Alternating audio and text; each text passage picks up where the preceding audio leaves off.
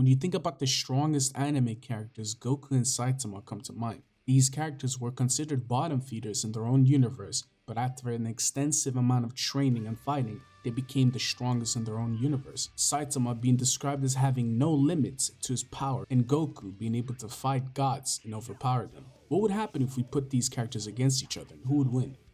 I'm accompanied by my friend Shattered, who's going to take over the One Punch Man scamming. I highly recommend watching his content. Now, without further ado, in order for us to fully understand the strength of Goku, we're going to have to scale the cosmology first. The universe is a place that is much larger than infinite. And we can make this assertion because the galaxies in Dragon Ball are stated to be infinite in size. There are 4 galaxies in the Dragon Ball universe, and each one of them are infinite in size.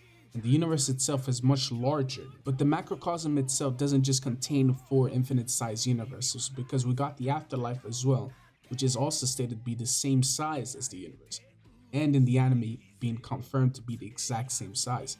The demon realm is also comparable to the universe itself, while the Kaioshin realm is also stated to be a tenth of the size of the macrocosm. Goku and Beerus, while clashing, was stated to be able to destroy the entire macrocosm with each punch.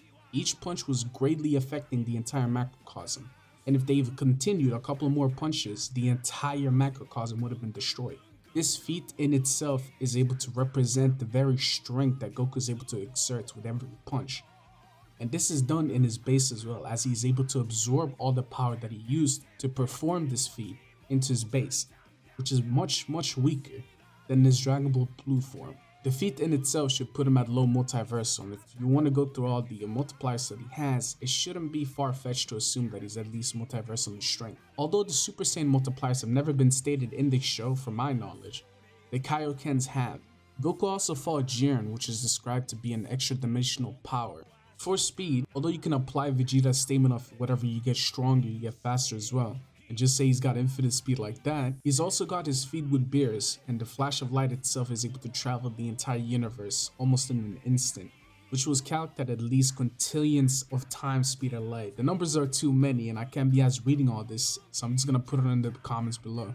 But the conclusion itself of the calc is 118.25 sextillion times the speed of light, but it could also reach 369.531 decillions of times speed of light.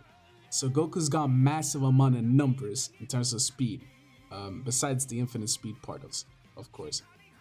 But he's also described as having overwhelming strength and out-of-dimensional speed, whatever that means. Maybe it's just colorful language. That's pretty much it for AP and speed. Only noticeable abilities I do want to bring up is the fact that Goku is able to perform the Hakai, which is able to literally existence erase your entire body, soul, and everything, as long as you're not immortal. And since Saitama is just a human, this ability would work. He's also got power nullification, being able to literally stop whatever ability you have in your arsenal in case he's stronger than you. So if he's stronger than you, he should be able to overpower every other ability you got, rendering them useless. That's pretty much it. I'm just gonna leave it to Shatter right now. Saitama, also known as the One Punch Man, is the pinnacle of power within his verse, eclipsing all others, only potentially rivaled by God himself. There are many ways you can scale this One Punch Man, but first I'll address all the brainless infinite Saitama arguments, or the he can one-shot anything arguments. I hate to break it to you all, but Saitama did go all out against Cosmic Garo. All arguments suggesting otherwise are unfounded or taken out of context. The first one of these arguments is that Saitama told Terrio that he wouldn't kill Garo. There are many problems with this argument that I'll explain here. Saitama is literally stating that Garo can withstand his punches even at full power. Think about the age-old analogy of 2 boxers or 2 MMA fighters in a ring. They never go in with the intention of unaliving their opponent, but they will always put their full effort forward. So to say that Saitama can't go all out without trying to kill Garo is a non-argument. The other argument that he's only using one arm is even worse. Saitama can still put full force into his open hand. Yes, you are less effective in combat with one arm, but that only applies when the person fighting you is on the same level as yourself. If you were to fight a 3-year-old, it wouldn't matter how many arms you're using, you would win regardless. Another argument is that Saitama didn't fulfill his wish, which is blatantly untrue, as he literally stated he got what he wanted, but he wasn't the least bit excited. The reason he wasn't excited is because his best friend Genos just died in front of him. The final argument against Saitama going all out is Genos stating that Garo could not have beaten Saitama no matter how much he held back. There are a few problems with this, but first, Genos is presenting everything he's saying as a theory or an uncertainty. And even if we were to take the statement at face value, Genos has no idea how strong Saitama is at full power. He is shown making bad gauges of Saitama's full power in previous arcs, for example against Goketsu. And the infinite Saitama arguments are pretty bad. They're based on statements of measurements of power most of the time. For example, Boros says that Saitama has immeasurable energy, or the Okame mask cracks when it tries to read Saitama. But the problem with this is we don't know the upper limits of their sensory capabilities. In fact, for the case of the Okame mask, that just kind of means that Saitama is a little bit stronger than a demon because Jumping Spider was shown at a 6,999. So these measurements of power are based on the sensory of the people reading Saitama who don't have an infinite limit of reading. Saitama has some absolutely insane levels of adaptation and resistances, one of the most famous of which being him breaking through the Phoenix space against Phoenix Man, which shows Saitama has some level of mental resistance. He even treats things like Garo's subspace gates as jokes, simply tossing them around like frisbees, which surprises even Garo himself. And he's able to copy Garo's moves in multiple instances like the omnidirectional Serious Punch, and even more insane, the Zero Punch. It's actually insane when you put into perspective how Saitama achieved the Zero Punch. He simply watched Garo use it, and Garo was genuinely convinced in his fight with Saitama that he could simply copy the ability to move back in time upon first glance. Simply looking at the ability is enough for Saitama to copy it and literally put his body through time. So it's safe to say that Saitama's adaptation is no joke, but we do have to take into account that his adaptation is only at its peak when he's fueled with rage or intense emotions. And as for the infamous new Saitama Infinite Power Scan, there's so many problems with it, one of which being that we don't know how credible of a source this mobile website even is, nor do we know if it's canon. But even if it is canon, we know characters in the series like Darkshine have immeasurable power by the Hero Association standards, so that just kind of means Saitama's stronger than like Darkshine, which is fine. We already know Saitama's the strongest in the verse.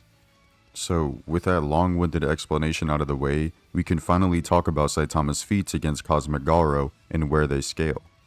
Starting with strength or attack potency, it is stated that Cosmic Garo would be able to shake the universe with his power, and while this isn't quite universal, as shaking something takes a lot less energy than actually destroying this thing, we do know that this feat is calced around multi-solar system level. And the infamous Serious Punch Square was obviously able to destroy an absolutely massive mass of stars. Yes, they are stars. We have no way of knowing if there were any galaxies within that area of space, and it doesn't seem to be portrayed that way in the first place.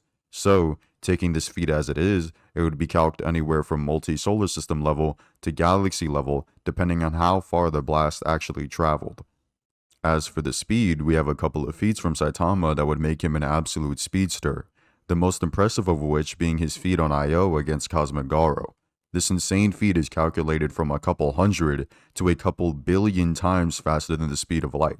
Which end of the calculation you go for kinda depends on whether you think the light structures or the rubble is frozen in comparison to Saitama's movements. We do know that all of these feats is before he gets exponentially stronger based on his emotions, which could potentially aid him in battles against stronger opponents, allowing him to close massive gaps in power. But at best, this would be pretty unquantifiable, making him higher into multi-solar system level and MFTL. His only other notable hacks ability would be the Zero Punch, which allows him to turn back time and punch you, making his punch undodgeable by conventional means, but it is arguable if current Saitama still even knows this ability. So, overall, Saitama would be around multi-solar system level to galaxy level, and 600 to billions of times faster than light in speed. So now that both are concluded, and I've displayed exactly how strong these characters are with the help of Shattered, who do you think wins? Leave it in the comments below, and don't forget to join the Discord in the bio, and peace.